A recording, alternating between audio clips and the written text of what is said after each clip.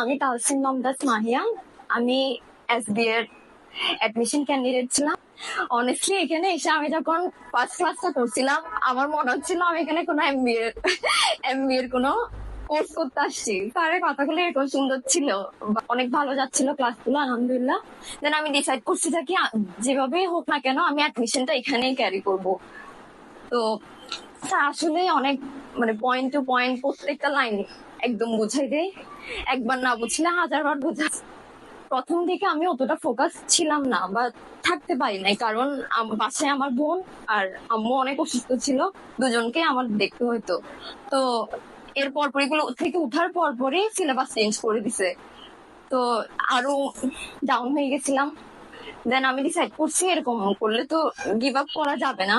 দেন আমি শুরু করছি স্ট্র্যাটেজিক্যালি পড়া। অত বেশি পড়ি না, কিন্তু স্ট্র্যাটেজিক্যালি পড়তাম, ডায়েরিতে লিখতাম কিভাবে কিভাবে পড়তে হবে, কি করতে হবে ওগুলো।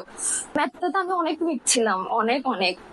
আমি লিটারালি ম্যাথ থেকে হেল্প নিতাম। স্যার তো আছে, স্যার একটা ম্যাথের উপর অনেকগুলো ম্যাথ করে, তো ওটা অনেক বেশি হেল্প করছিল আমাকে। স্যার বুঝাই দিত সব।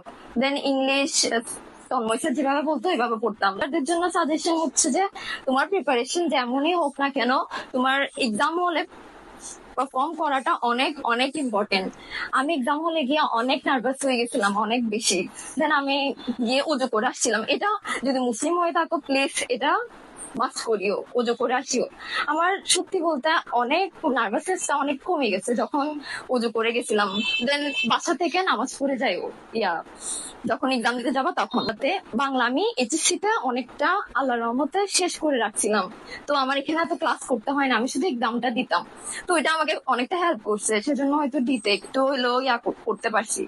তো এটাই সাজেশন থাকবে যে কি আগে থেকে পড়ে রাখবা, এইচএসসি থেকে একটু সিরিয়াস হইতে হবে, একটু না অনেকটাই সিরিয়াস হইতে হবে।